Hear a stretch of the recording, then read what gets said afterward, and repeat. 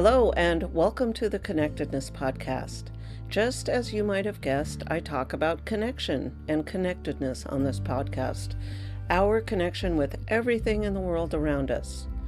Whether you see it or not, we're all connected, and it doesn't matter if it's our dog, our cat, our God, our body, and I'll also talk about some more abstract connections like our career or our land, our community, our emotions, your body.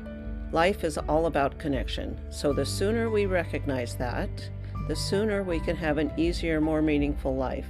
I will talk about these connections through different lenses, things like synchronicities and coincidences, or just everyday little bits of magic and miracles that we usually dismiss. It's really important that we pay attention to all of this so we can live an easier, more meaningful life. So welcome to the show. I'm your host, Karen Cleveland.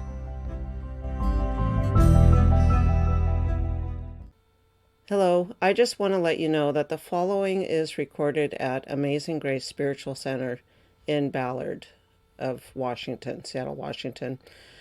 And so it doesn't sound like a typical podcast, but it's an important topic.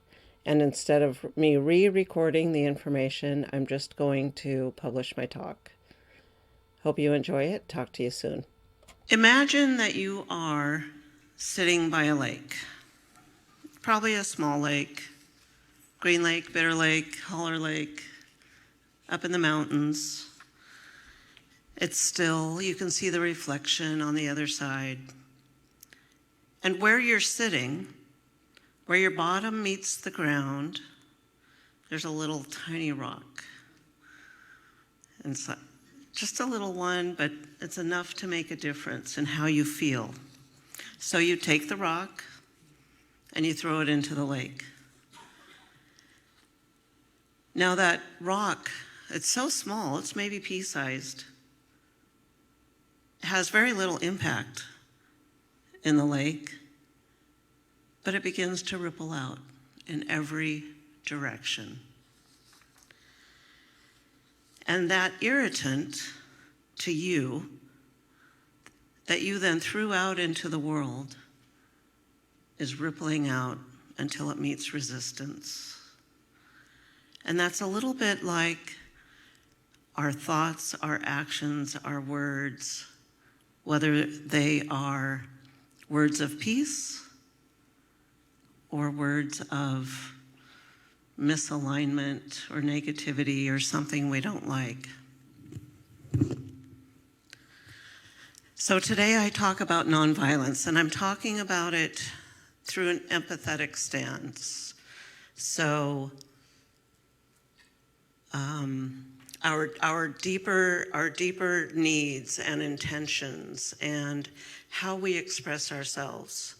Do we express ourselves in compassion and understanding, or do we express ourselves through something less than? I'm not necessarily going to say negative or positive, but something that doesn't feel good. There's things that feel good and help raise the entire world, and there's things that don't feel good and help bring the world down a little bit.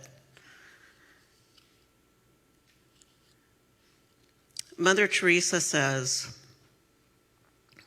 "We don't need guns and bombs to bring peace. We need love and compassion. Let us always meet each other with a smile, for the smile is the beginning of love." And that's like the ripple. A smile begets a smile, begets a smile. A frown can beget a frown, and violence begets violence. One of the first things I want to talk about is words and how our words, our intentions, our expectations impact us and the world around us. Words are powerful. And I'm sure that's not new news to you that words are very powerful. But I'm going to use a little story from my animal communication. So I talk to animals, I listen to animals.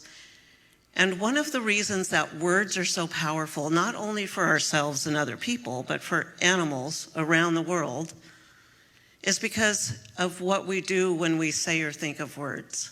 They create pictures, they create emotions sometimes. And that's what gets conveyed. That's what gets presented out into the world, is those pictures. So as we learn in this philosophy, we want to always say what we want and not what we don't want. Because we can't negate a picture. I can't say,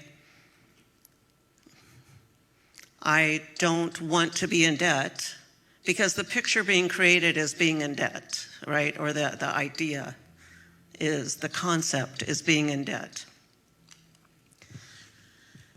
So sometimes a client will call me and they'll say, my dog is pottying on the living room carpet and I don't want them to do that anymore.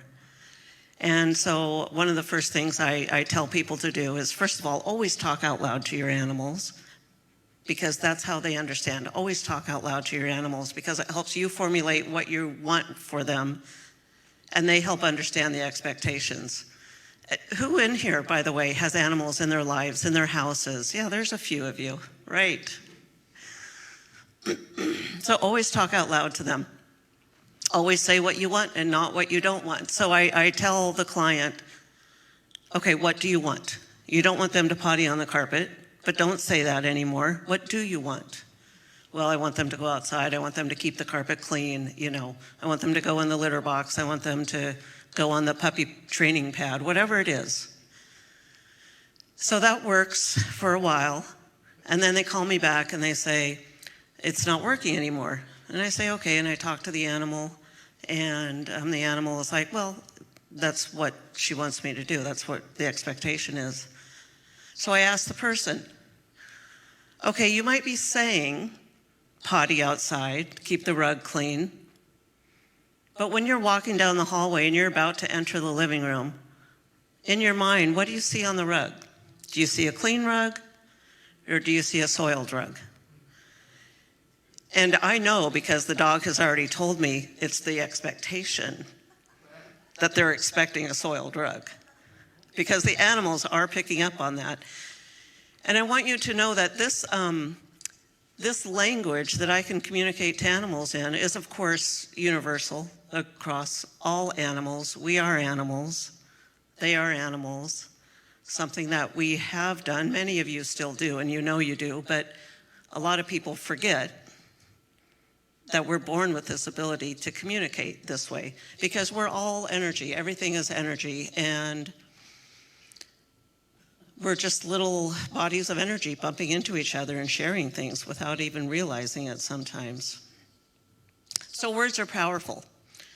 And the words we use, if they're violent but words, or words that bring us down, words that make us feel bad, or words that make us feel good, make a difference, and they make a difference to us and to those around us. For me, it's kind of a no-brainer to think that there should be like we should speak, think, act with compassion and understanding in a nonviolent way with everything, because of the oneness of life, the connectedness of all life. We are all connected, and what we put out there comes back to us. So if we're putting out there into the world words and thoughts and intentions that bring us down, it's going to circulate in the world and it's going to come back to us. Every group that we are a part of has its own consciousness and vibration. So in this center right now, in this church right now, we have our own consciousness, we have our own vibration. And if you hang out here long enough with everyone else here in this consciousness, you're going to be the average of this consciousness. And when you go home, or when you go to work, or when you go to your family house, when you go to the shopping mall, whatever groups you're a part of, you have this group consciousness. And essentially you're feeding into it and you're getting back from it. And you become the average. You've probably heard that you are the average of the 5 friends you hang out with. And I fully believe that. So Rupert Sheldrake, my favorite scientist, he talks about, and I'm going to just kind of paraphrase what he talks about here. He talks about morphic fields, which are a field of possibility, but they're fields of patterns and ideas and feelings that exist outside of us, and they enter us through our energetic points in the body, like our chakras, for example. So the archetype patterns come to us that way, but also these morphic fields are very similar to what I was saying, that the group consciousness, we get the average back. We feed into a certain field, we feed into a certain vibration or a certain consciousness, and we get the average back. So if we're all connected, it would benefit us to be putting our best selves out there for the rest of everyone and us. And it's not just humans, it's the non-human animals as well. They are also a part of this collective consciousness. They have pain, they have souls, they have purpose. And anything that leads to thinking they are different than us, I mean, they are different than us. Language, I think, is one of the biggest barriers to understanding animals, because we can't sit and have a conversation with a giraffe, you know? But if you could, you would find out they have a lot of the same ambitions and desires and feelings that we have. But the thing about the animals, so there's no division. Division is an illusion.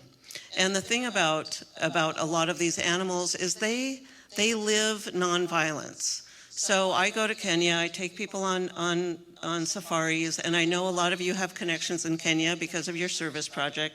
So that's a similarity here. We have this, Kenya consciousness here. But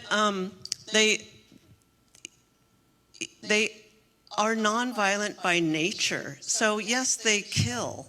Yes, they protect their territory. Yes, they defend their families, but they're not just acting out of a grudge. They're not being violent for no reason. They're not being violent because someone said something about them. I'm not even sure I would call it violence. Yes, lions attack animals and they eat them, and that's part of just the natural scheme of life. I'm not even sure that would be considered violence. It's certainly not people taking a gun somewhere and shooting up other people for various reasons. And then so many of the animals they exhibit compassion and understanding just by nature. So the bonobos chimpanzees, for example, they're in Central Africa, like in the Congo. They don't use aggression to solve conflict. They use play. That's how they resolve conflict. Dolphins rarely have conflict because they play all the time. Elephants are very compassionate and understanding, and in fact, there was a video about a baby rhinoceros that got stuck in the mud, and the rhinoceros family had left it, and from what I understand, I didn't see the video, but Marilyn shared it with me, but the elephants came to get the baby out of the mud that was stuck. The elephants are pretty good at that with their tusks. So they are very compassionate, not only for their own herd, but for the others around them, their community around them.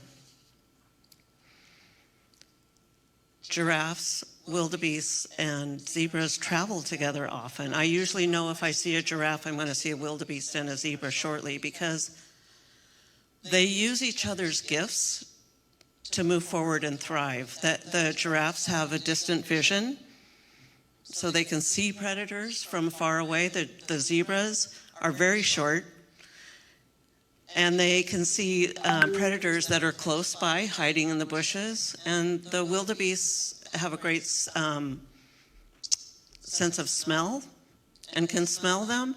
So the zebras and giraffes know if the wildebeests are leaving, then they need to leave. If the giraffes are leaving, the other two herds need to leave. They travel together and they help each other.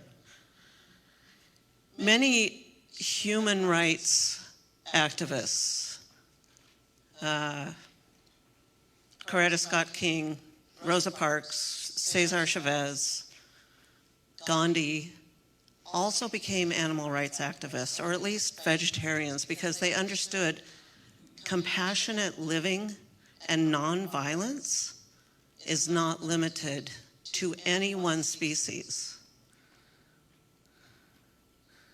It's not limited to any one species. I believe, in my experience, and I probably didn't believe this before I started communicating and connecting with animals, but they have souls. They are also, so people talk about us being spiritual beings in human outfits. Animals are spiritual beings in animal outfits. There's not, in the greater connectedness of light, there is no division. And if we think about the golden rule, do unto others as you would have them do unto you, you know, what are you doing? How are you acting towards others? And so now I'm referring to people and animals, to everyone. What are you putting out there into the general pond for it to come back to you? When you're throwing that rock out and it ripples back to you, what's coming back to you? What are you throwing out there and what's coming back to you?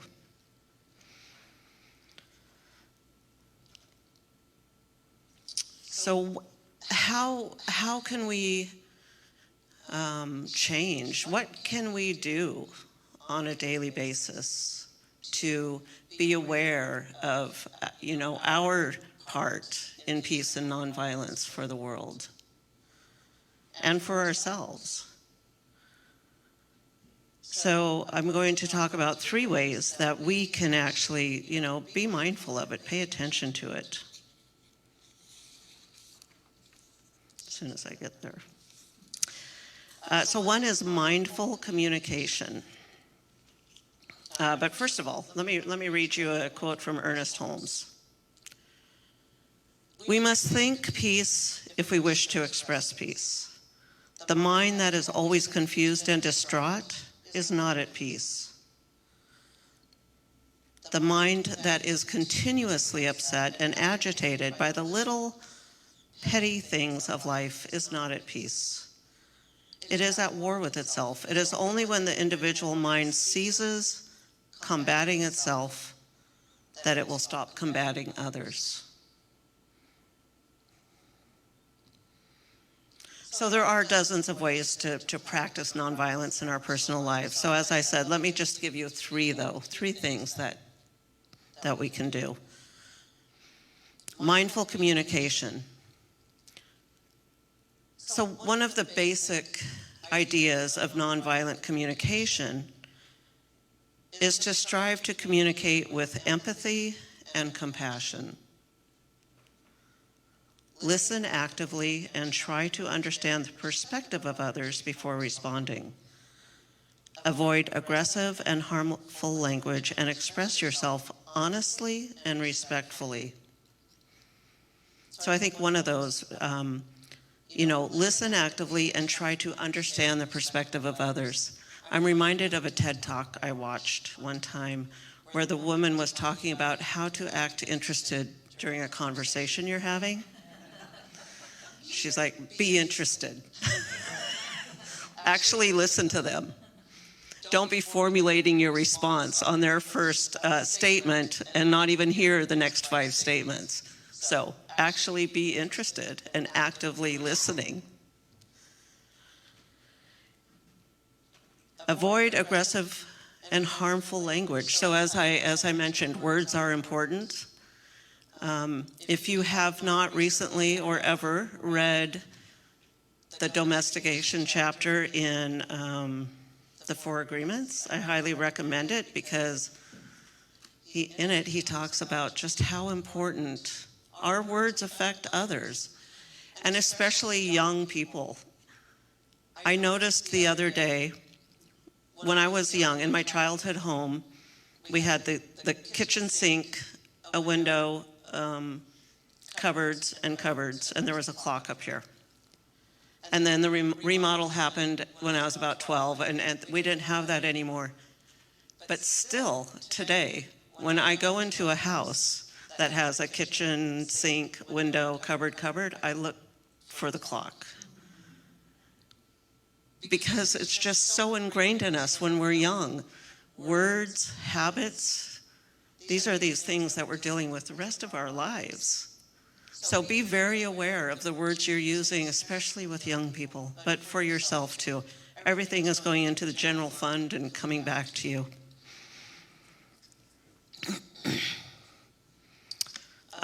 Two, so first was mindful communication. Second thing is self-reflection and awareness. So regularly take time to reflect on your thoughts and your emotions. Recognize any negative patterns or triggers that may lead to negative thoughts or actions. And I think it's a great thing to do at night, if you can only do it once a day, as part of a forgiveness practice, perhaps. But at least a reflection of your day. It's, where have I been negative? Where have I acted out? And what could I do differently? Is there anything that I should have done differently, I could do differently the next time? The sooner you can recognize it and break a habit, or the sooner you recognize it, when you're breaking a habit, it gets shorter and shorter the time you realize what you're doing until you finally don't have it anymore. And then the last thing is personal mindfulness and meditation. So engaging in a mindfulness practice and meditation helps create inner peace, patience. You don't necessarily have to do it at the beginning of the day, but it's a great way to start the day, to start with this stable base of peace. And then as things fall apart during the day, it's much easier to connect back with this stable base that you have of peace. And if you're not a meditator, you can start how I started. I don't meditate for 60 minutes a day. I just do what I need to do, and it can be 5 to 30 minutes. It just depends. But when I first started, I couldn't do it. I couldn't do anything. So I started. I'll preface this by saying my kids were already gone, but I had animals that bothered me. If I went to try to do it in the living room, I had dogs and cats that would bother me. So when they did not bother me was when I was getting ready for work, when I was sitting down at my makeup table, putting on my makeup and doing my hair. They knew to leave me alone because I was not going to get up and help them. I was getting ready for work. So when I realized they left me alone, I started sitting there for an additional 2 minutes. I would close my eyes, I would sit up straight, take a deep breath, and just sit there and watch my breath for 2 minutes. Eventually it got longer, and eventually I could go out to the living room and sit somewhere else. But, just start where you need to start. Maybe it's in the car before you go to work. Maybe it's on the bus. Maybe it's in the bathroom. Wherever it has to be. Someplace you're sitting down, you can just get quiet for a minute. So those are my 3 tips today. So mindful communication, self-reflection and awareness, and personal mindfulness and meditation. And with that, let's take this into prayer. And if you're comfortable, you can close your eyes. But take a deep breath in and take it into this area we call our heart area, our heart chakra, or the space of our heart. And in that heart, we know that the energy exceeds outside of our body. HeartMath Institute has proved that energy exceeds our body, our physical body. And can you feel some kind of love inside that area as you breathe into it? Just take a moment, breathe that in, and as you breathe out, perhaps the love comes from you into the world, your ripple out into the world to the greater consciousness and vibration. Feel the warmth in that space where love exists.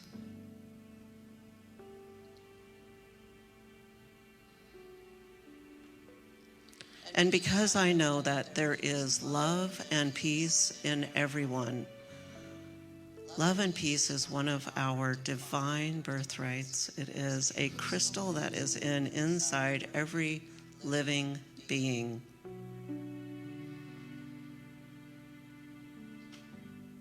It's inside me, it's inside you, it's inside every person out on the street in Seattle. And maybe we haven't felt it for a while. So take a moment and just feel, is there love and peace inside you? Because I know it's there. Can you feel it enough to let it express into the world around you?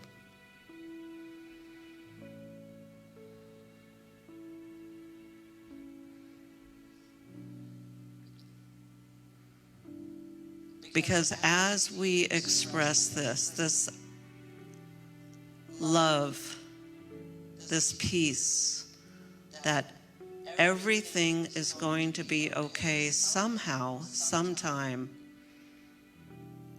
this connection of everything, this oneness, when we know our love and peace, we raise the vibration for others to help them know theirs. And it might express through us as kindness, as compassion, as generosity. We each express our love and peace in different ways. It might be service. It might be making food for others. It might be giving them clothes. We express these also different ways. The animals express love and peace as their divine birthright, as their natural being in the world. It's already expressed. They don't even have to think about it. They're always connected with their divine.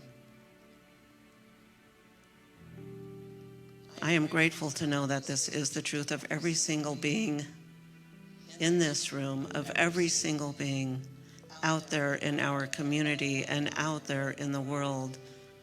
Because knowing this is the divine truth of everyone, I know that there is a more peaceful, more loving world in front of us. I know that it's possible. And I know that we can do as the best we can do, and we will do the best we can. And I am grateful for that. And as I turn this over into the creative law, knowing it's already done, knowing that we have nothing more to do but to express our inner peace and love for this to manifest into the world before us. And for that I am grateful. And I say amen, and so it is.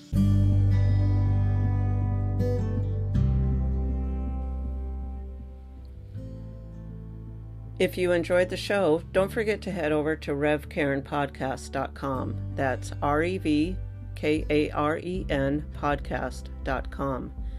There you're going to find the tools for finding more meaning and happiness in your own life. Plus, if you have a story that you want to share with me, either on or off the air, be sure to look for that form. Make sure you follow me so you get notified when new episodes drop. And also, I'd love to connect with you in my Facebook group, Connectedness with Rev Karen. So head over to revkarenpodcast.com. I hope to see you there.